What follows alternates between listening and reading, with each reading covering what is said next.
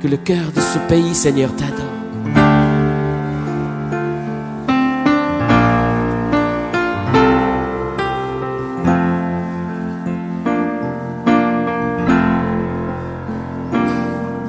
Mon cœur t'adore, mon Dieu puissant, nul n'est comme toi. Mon cœur t'adore, prince de paix, c'est ce que mon cœur désire, sois glorifié. Car tu es ma sainteté,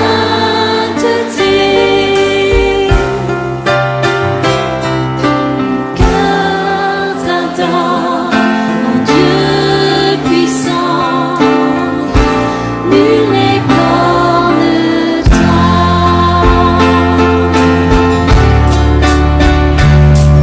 Mon cœur t'adore, mon Dieu puissant. Nul n'est comme toi. Mon cœur t'adore, prince de paix, c'est ce que mon cœur désire, sois glorifié, car tu es ma sainteté. Mon cœur t'adore, mon Dieu puissant, nul n'est comme toi. C'est bon et seul, chantez.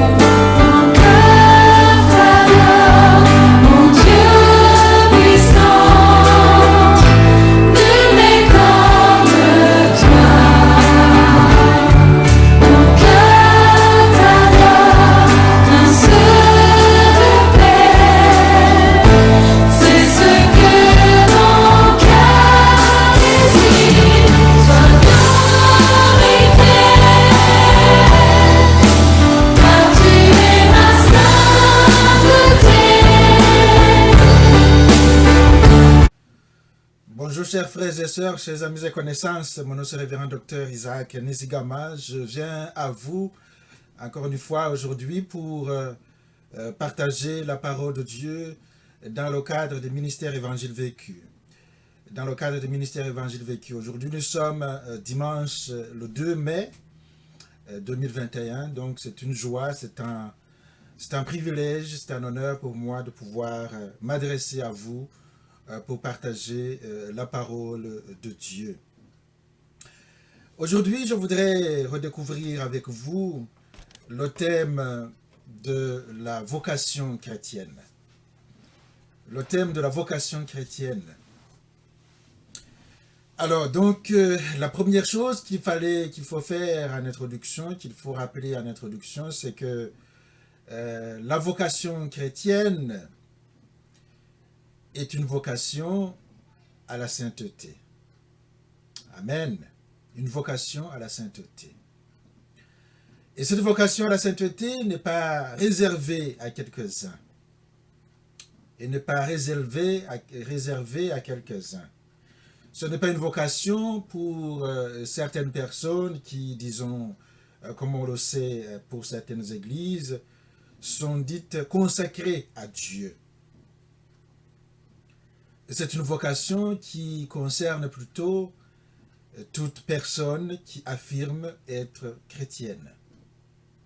Qui affirme être chrétienne. C'est une vocation donc qui concerne tous les croyants en Jésus-Christ. Alors donc, ceci permet de clarifier certains malentendus qui peuvent donc amener à une certaine confusion lorsqu'on considère certaines personnes qui sont engagées, qui travaillent en religion, qui sont particulièrement engagées au service de la parole, comme les seuls concernés par la sainteté. Et les autres, qu'on appelle souvent des laïcs, comme devant se contenter plutôt d'une vie moins sainte, d'une vie donc compatible avec l'imperfection, avec le péché, etc., etc. La vocation à la sainteté concerne tous les chrétiens. C'est une vocation chrétienne. C'est une vocation chrétienne. Évidemment, on peut dire que l'engagement peut varier. L'engagement peut varier, mais l'appel, quand on parle de vocation, c'est un appel. L'appel concerne tous. L'appel concerne tous. Comme d'ailleurs, si on regarde dans l'Ancien Testament, Dieu s'adressait à tout le peuple pour leur parler justement de la sainteté. On va découvrir certains passages. Le peuple d'Israël était appelé à la sainteté. Tout le peuple. Pas seulement les prêtres, pas seulement les rois, pas seulement les prophètes. N'est-ce pas? Donc, dans le Nouveau Testament aussi, c'est la même chose. Ce ne sont pas seulement les prêtres, ce ne sont pas seulement les pasteurs, seulement les religieux et les religieuses qui sont appelés à la sainteté. C'est tous les chrétiens. Le nouveau peuple de Dieu, c'est l'Église universelle. Donc, c'est dans ce sens-là qu'il faut redécouvrir le thème de la vocation chrétienne, le thème de l'appel à la sainteté et pouvoir l'incarner lorsqu'on dit « je suis chrétien », c'est-à-dire « je suis appelé à la sainteté ». Je suis appelé à la sainteté, avec tout ce qui ce mot comporte. Personne ne dit que c'est facile. Personne ne dit que c'est du tic au tac. On dit je suis chrétien, je suis appelé à la sainteté, donc c'est facile à vivre. Non, non, non, ça demande toujours un travail, un effort, ce qu'on appelle la sequela Christi, c'est-à-dire suivre le Christ dans la vie quotidienne.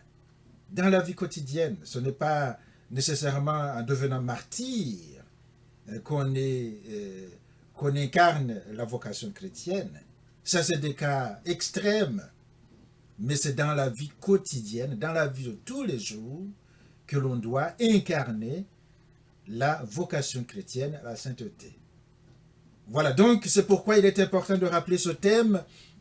Je vais lire le passage de base sur lequel je vais me baser, et puis pour le reste, je vais aussi me référer à certains autres passages qui nous rappellent cette vocation fondamentale de la vie chrétienne en général à la sainteté. Voilà, donc nous allons nous reporter à Éphésiens 4, plutôt Éphésiens 5. Éphésiens 5, du premier verset au verset 6. Éphésiens 5, du premier verset au verset 6. Devenez donc les imitateurs de Dieu, comme des enfants bien-aimés, et marchez dans la charité, à l'exemple de Christ, qui nous a aimés et qui s'est livré lui-même à Dieu pour nous comme une offrande et un sacrifice de bonne odeur. Que l'impudicité, qu'aucune espèce d'impureté et que la cupidité ne soit même pas nommée parmi vous, ainsi qu'il convient à des saints. Qu'on n'entende ni paroles déshonnêtes, ni propos insensés, ni plaisanteries, choses qui sont contraires à la bienséance. Qu'on entende plutôt des actions de grâce. Car sachez-le bien, aucun impudique, ou impur, ou cupide, c'est-à-dire idolâtre, n'a d'héritage dans le royaume de Dieu, de Christ et de Dieu. Que personne ne vous séduise par de vains discours, car c'est à cause de ces choses que la colère de Dieu vient sur les fils de la rébellion. Amen. C'est à cause de ces choses que la colère de Dieu vient sur les fils de la rébellion. Alors donc, comme on le voit, le texte est catégorique. Ce n'est pas un texte qui dit on peut pratiquer cela si on a la possibilité. Non, non, non. C'est une vocation fondamentale de tout chrétien. De tout chrétien. La vocation à la sainteté. Il dit que l'impudicité, qu'aucune espèce d'impureté et de cupidité ne soit même pas nommée parmi vous les chrétiens. Ne soit même pas nommée.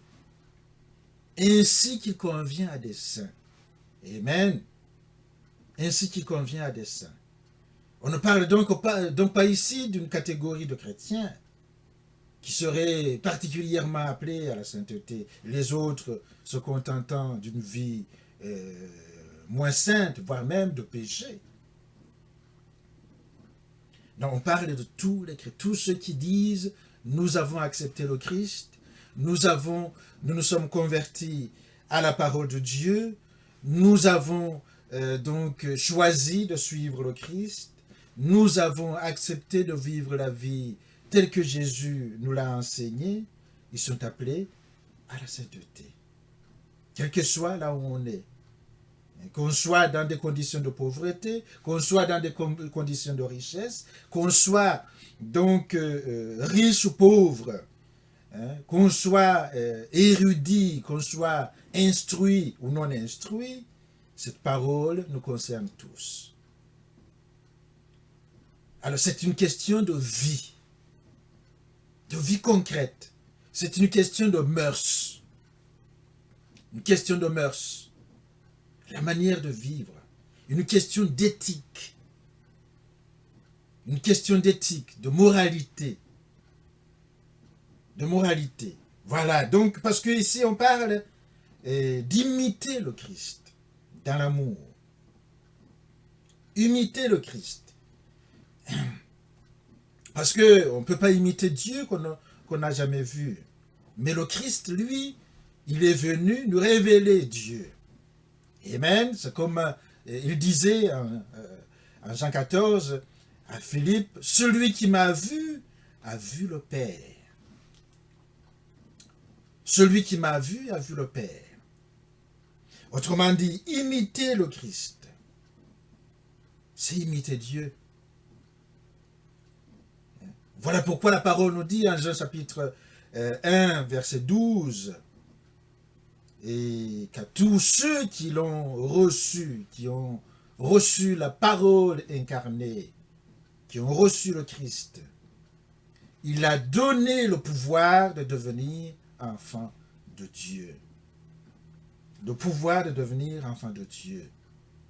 Voilà pourquoi ici on nous rappelle que tous ceux qui l'ont reçu, qui se disent chrétiens, sont appelés à imiter l'exemple du Christ, comme des enfants bien-aimés, des enfants de Dieu bien-aimés. Alors donc, la vocation de la sainteté, c'est la vocation à l'amour. Amen. La vocation à l'amour de Dieu et du prochain. C'est le plus grand commandement. Et cette vocation de l'amour à l'amour du prochain, de Dieu et du prochain, nous empêche de commettre les péchés. Amen. Parce que la loi de Dieu, l'éthique, amen, les 10 commandements, nous dit la parole, se résume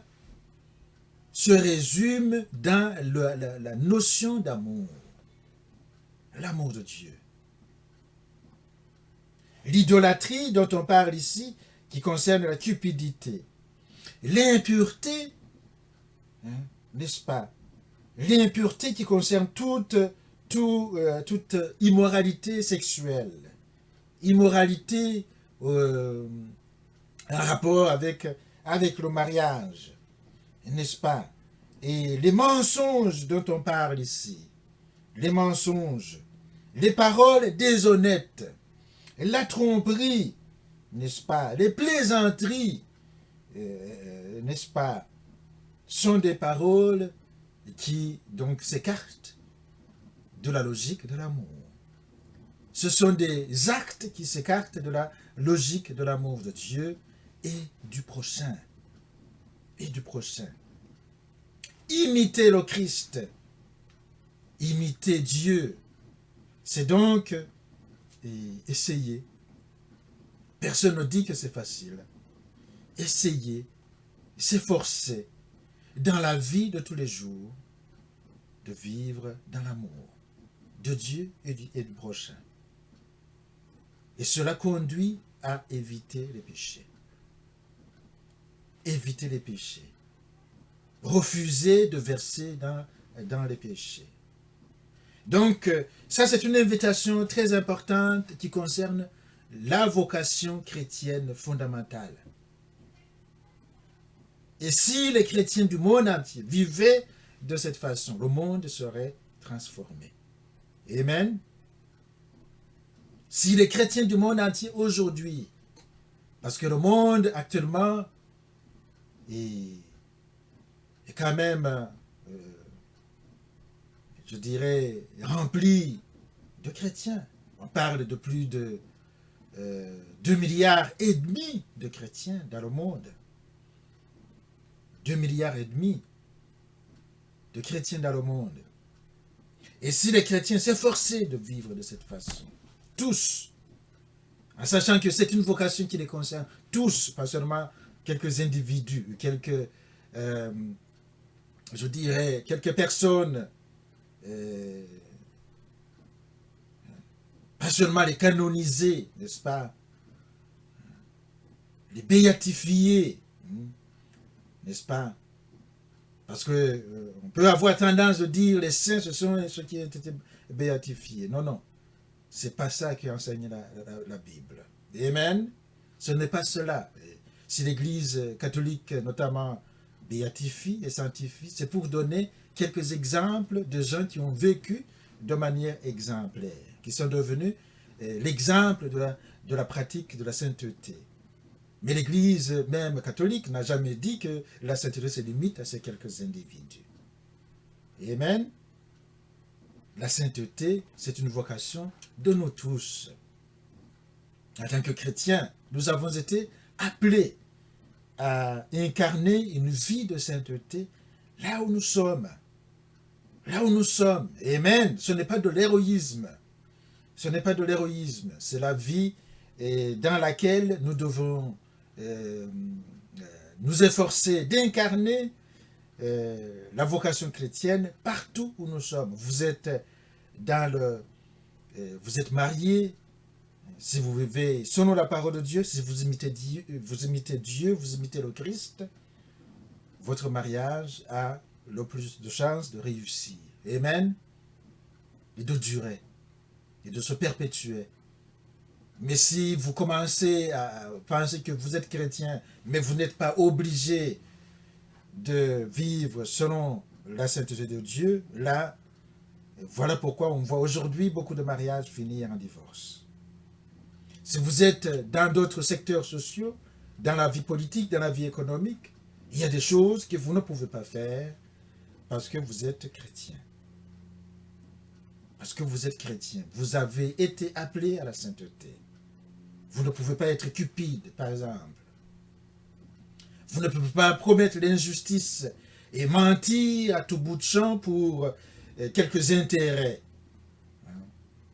Parce que vous avez été appelé à la sainteté.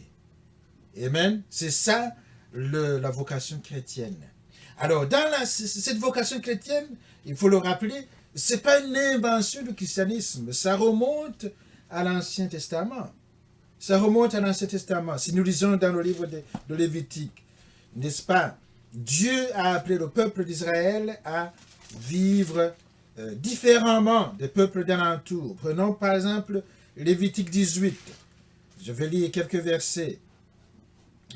Lévitique 18, versets 3 à 5.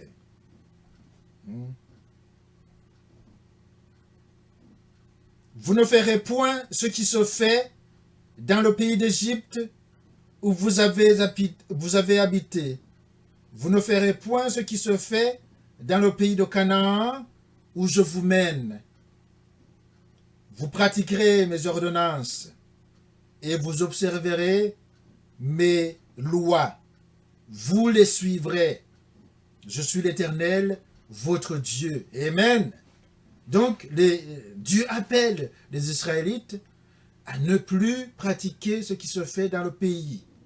Et tout le chapitre va énumérer toutes sortes de pratiques qui ne sont plus tolérées, qui ne sont pas acceptées par Dieu, le Dieu d'Israël, n'est-ce pas? Et donc, qui concerne justement cette vocation à la sainteté que Dieu lui-même a adressée au peuple d'Israël. Si on voit dans Lévitique chapitre 19, verset 2, « Soyez saints, car je suis saint, moi l'Éternel, votre Dieu. Chacun de vous respectera la femme, plutôt respectera sa mère et son père, et observera mes sabbats, etc., etc. Soyez saints, comme je suis saint, moi l'Éternel, votre Dieu. » Une vocation à la sainteté adressée au peuple d'Israël et qui sera donc particulièrement adressée aux chrétiens, parce que le Christ, le Fils de Dieu lui-même, est descendu. Il est venu dans le monde pour faire de nous des enfants de Dieu, pour faire de nous des fils et des filles de Dieu, régénérés par la grâce. Il a envoyé le Saint-Esprit. Donc ce n'est plus seulement des ordonnances, des lois qui sont extérieures à nous. Comme le dit Ézéchiel 36, Dieu, par le Christ, a inscrit dans le cœur même des chrétiens la loi de Dieu, sa loi, ses ordonnances. Et il a amené par la grâce, justement, les chrétiens à sentir eux-mêmes qu'ils aiment Dieu et qu'ils aiment la loi de Dieu, qu'ils peuvent la mettre en pratique. Voilà la vocation à la sainteté, la vocation qui nous concerne tous, pas seulement une catégorie de chrétiens. Lévitique 19, verset 17, nous rappelle aussi, verset 17, « Tu ne haïras point ton prochain dans ton cœur, tu auras soin de reprendre ton prochain, mais tu ne te chargeras point d'un péché à cause de lui. » Amen. Verset 18. « Tu ne te vengeras point, tu ne garderas point de rancune contre les enfants de ton peuple. Tu aimeras ton prochain comme toi-même. Je suis l'Éternel. » Amen. La loi de l'amour, l'amour du prochain, l'amour de Dieu, qui vont ensemble. Donc, ne pas haïr dans son cœur son prochain, mais le reprendre s'il a commis quelque chose de mauvais, le reprendre, le réprimander, mais ne pas se charger du péché à cause de lui. Voilà ce que nous dit Lévitique 19, verset 17. Ensuite, ne pas se venger. Amen. Ne pas se venger. Et ne pas garder rancune contre les enfants de son peuple. Amen. Ça concerne toute personne qui dit être croyant en ce Dieu d'Abraham, d'Isaac et de Jacob, en ce Dieu de Jésus-Christ. Amen. C'est une vocation à la sainteté. Donc, la sainteté, c'est d'abord l'individu qui l'incarne, qui la vit. Ce n'est pas quelque chose qu'on va trouver dans la rue, quelque chose qu'on va trouver dans une mosquée, quelque chose qu'on va trouver dans une église, dans un bâtiment. Non, ce sont les personnes, les individus qui incarnent la sainteté, leur manière de vivre, leur manière de se traiter mutuellement. Amen. C'est ça qui montre qu'ils ont compris la vocation que Dieu leur a adressée. Alors donc, c'est évident que si nous ne faisons pas cela, Dieu n'est pas content. Voilà pourquoi ici, il nous est rappelé dans le passage d'Éphésiens 5 que la colère de Dieu vient sur les fils de la rébellion. Les fils de la rébellion. Dieu n'est pas content. Et si nous ne faisons pas cela, si nous ne nous dirigeons pas selon la sainteté, en particulier après avoir reçu la grâce du Christ. Dieu n'est pas content. Dieu est en colère. Nous sommes des rebelles. Nous sommes des rebelles. La colère de Dieu vient sur les enfants, les fils de la rébellion. Que personne ne vous séduise par de vains discours. Verset 6. Que personne ne vous séduise par de vains discours. Aucun impudique, aucun cupide, impur. Cupide, c'est-à-dire idolâtre, n'est-ce pas? Ça, c'est l'apôtre Paul, il revient beaucoup. L'amour de l'argent est idolâtrie. N'a d'héritage dans le royaume de Christ et de Dieu. Alors, cela n'est pas nouveau aussi. Si on voit par exemple dans Jérémie, le prophète Jérémie, n'est-ce pas? Chapitre 10. Amen. Le prophète Jérémie, chapitre 10, verset 2. Verset 2. Il nous rappelle que cette vocation est fondamentale. Tous les enfants d'Israël devaient vivre conformément à la sainteté. Jérémie chapitre 10, verset 2. Amen. Ainsi parle l'Éternel, n'imitez pas la voix des nations, ne craignez pas les signes du ciel, parce que les nations les craignent. Amen. Car les coutumes des peuples ne sont que vanité. On coupe le bois dans la forêt, la main de l'ouvrier, le travail avec la hache, etc., etc. Donc, pas imiter les coutumes des peuples, pas imiter les pratiques des nations païennes, des nations qui ne croient pas, et notamment les signes du ciel, ce qu'on appelle aujourd'hui l'astrologie, n'est-ce pas? Mais imiter Dieu, amen, imiter Dieu, être imitateur de Dieu, imitateur du Christ, comme des enfants bien-aimés. Dans Ézéchiel, chapitre 20, Ézéchiel, chapitre 20,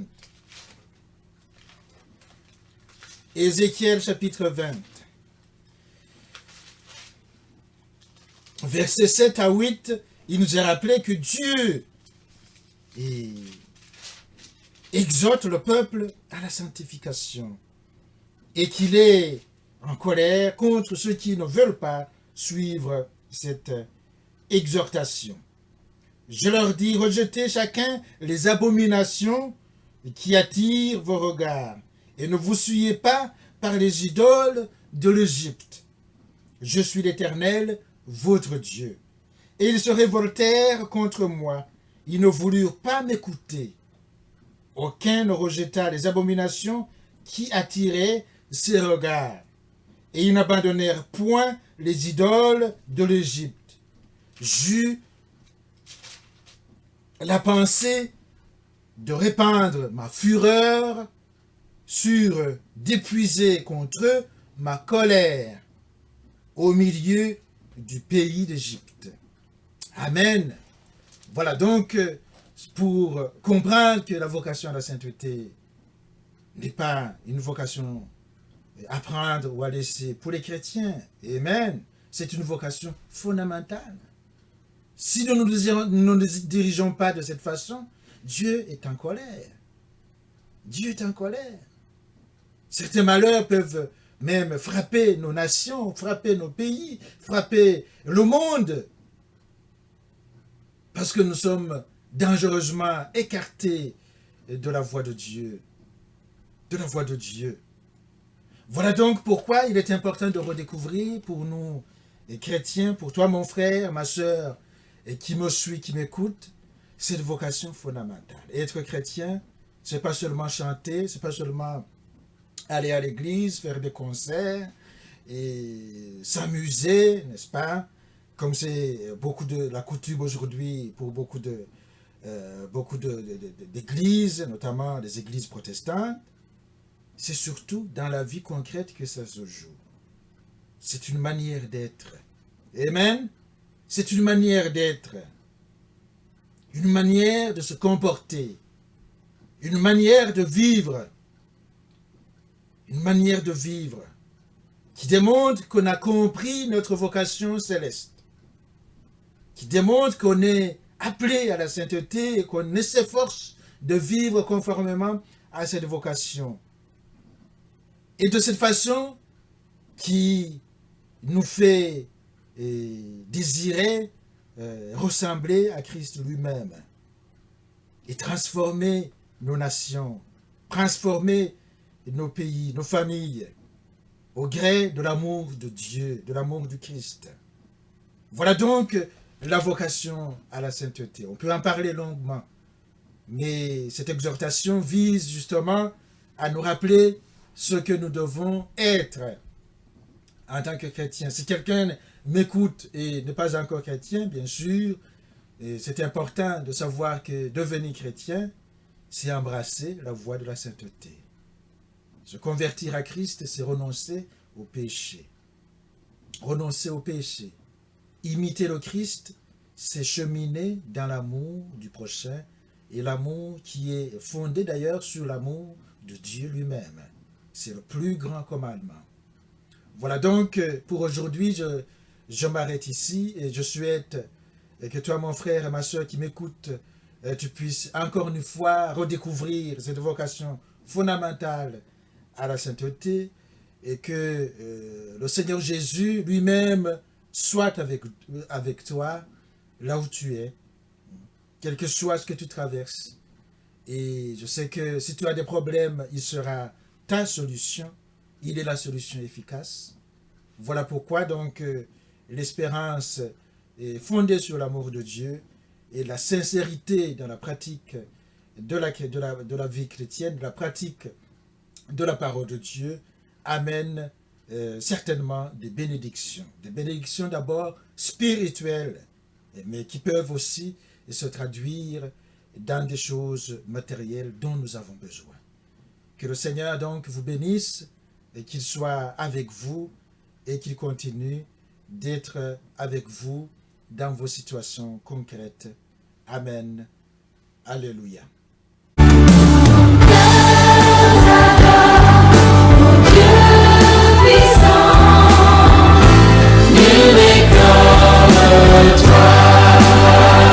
Église de Jésus, chante pour ton maître. Mon cœur t'adore, mon Dieu puissant, il est comme toi. Mon cœur t'adore, un seul de paix, c'est ce que